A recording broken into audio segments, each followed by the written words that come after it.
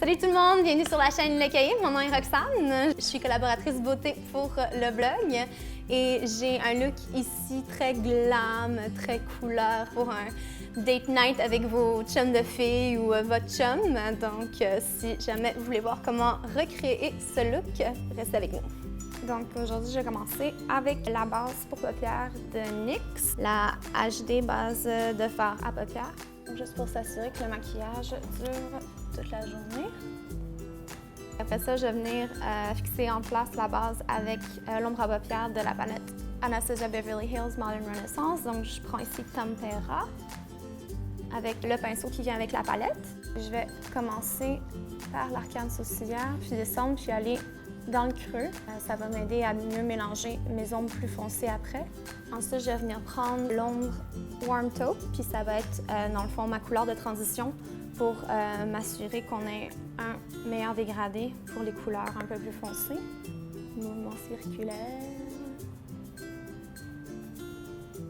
Ensuite, je vais venir prendre la couleur ici, Love Letter, puis l'appliquer elle aussi dans le creux de la paupière. Je vais vraiment concentrer la majorité de la couleur dans le coin, ici. Puis après ça, venir vite l'estomper sur le reste du creux par l'intérieur. Puis finalement, je vais aller intensifier le coin extérieur ici avec la couleur Red Ochre de la palette. Puis celle-là, je veux vraiment juste la concentrer dans le coin externe, donc je la ramène pas jusqu'à l'intérieur. Fait que là maintenant, je vais aller faire comme un semi-cut crease pour essayer de donner plus de profondeur à ma paupière. Ça va vraiment rendre le look beaucoup plus edgy. J'utilise de la marque Essence, le 2-in-1 Eyeshadow and Primer, avec un pinceau pour cache-cerne. Donc, pas besoin d'une très grosse quantité sur le pinceau. Je vais commencer par l'étaler sur la paupière. Et là, je pars du coin interne, puis je monte. Puis, petit coup par petit coup, on va aller faire le cut crease. Un bon truc pour le cut crease aussi, si vous avez une paupière et quand vous ouvrez, la paupière disparaît au complet, c'est d'aller vraiment un peu plus haut que le creux de votre œil. Fait comme ça va donner aussi une illusion d'une plus grande paupière, des plus grands yeux. Si jamais vous n'avez pas un primer comme celui-là, vous pouvez aussi juste utiliser un cache-cerne. Donc je vais vraiment venir arrêter le cut crease comme aux 2 tiers. Je ne vais pas le faire au complet parce que je veux quand même garder vraiment la couleur foncée dans le coin externe. OK. Yes! Fait que là, j'allais prendre un pinceau ici pour aller vraiment bien pacter l'ombre à paupières par-dessus mon primer pour le cut crease. C'est un pinceau de Urban Decay, ça venait avec la palette Naked. Puis je vais venir chercher la couleur ici, Vermeer.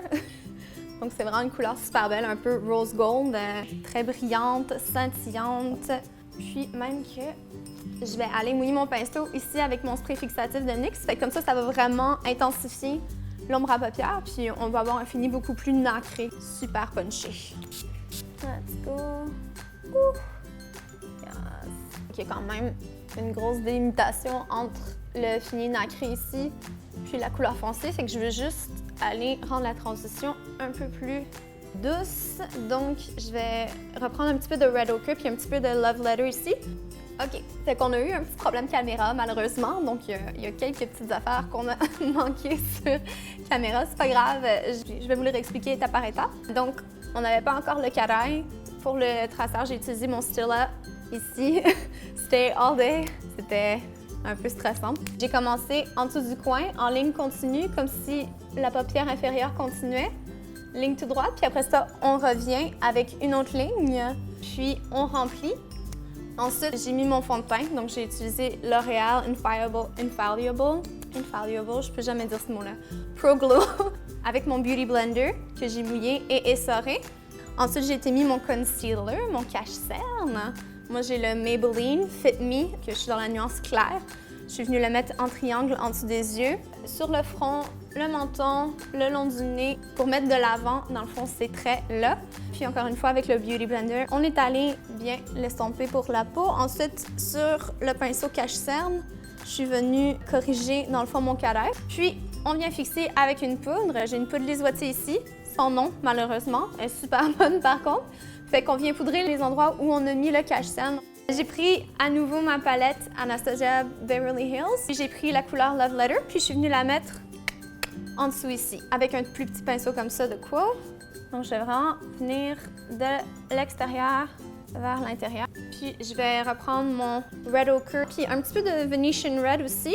Fait que concentrer vraiment plus cette couleur-là vers le coin externe, puis ramener un petit peu interne. Je vais prendre un pinceau un petit peu plus fluffy et diffuser un petit peu plus ma couleur. OK, je vais aller dans ma muqueuse mettre le Liquid Pencil de Lancôme. Genre, je le sais par cœur parce qu'il n'est plus écrit. Parfait. Pour que ce soit pas comme une transition trop dure entre le noir et le rouge qu'on a, je vais aller ajouter une autre couleur. Donc, je vais prendre un petit pinceau biseauté comme celui-là. Puis, je vais prendre Cypress Umber. Puis, je vais aller ajouter directement sur ma ligne de cils. Je vais vraiment focusser ça sur le coin externe. Donc ici, j'ai mon duo de Too Faced, puis je vais aller chercher mon petit rose ici comme illuminateur. C'est le Rosy Glow. Donc, je vais vraiment prendre un tout petit pinceau. C'est un pinceau cache-cerne de la marque Elf, celui-là.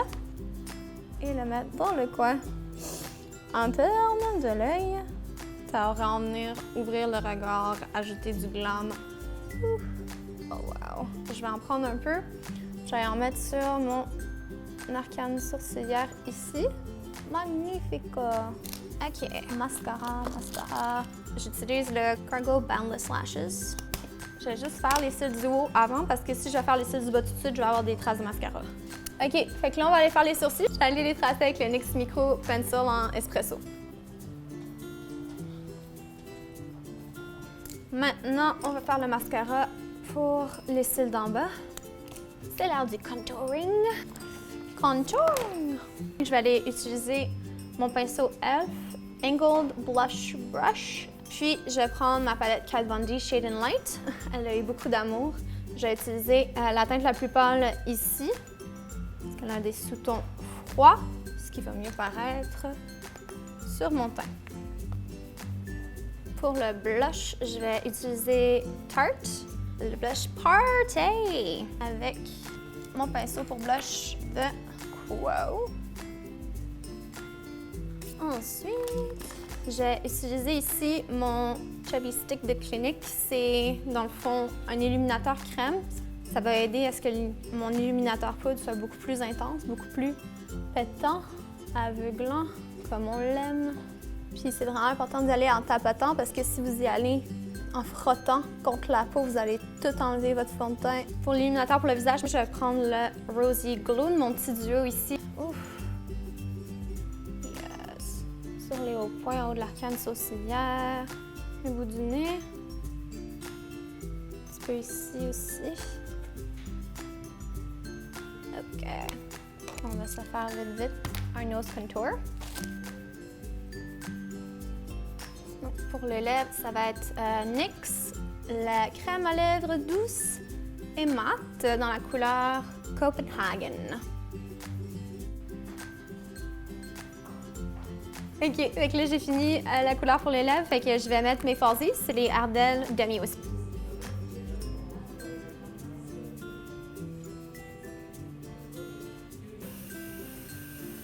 Fait qu'on va finir le look avec le spray NYX avec un fini velouté. Et donc voici le look final. J'espère que vous avez aimé. Si c'est le cas, n'oubliez pas de liker la vidéo, partager, puis aussi de suivre notre chaîne YouTube pour voir toutes nos autres vidéos qui sont là et à venir. Puis je vous vois dans la prochaine. Bye!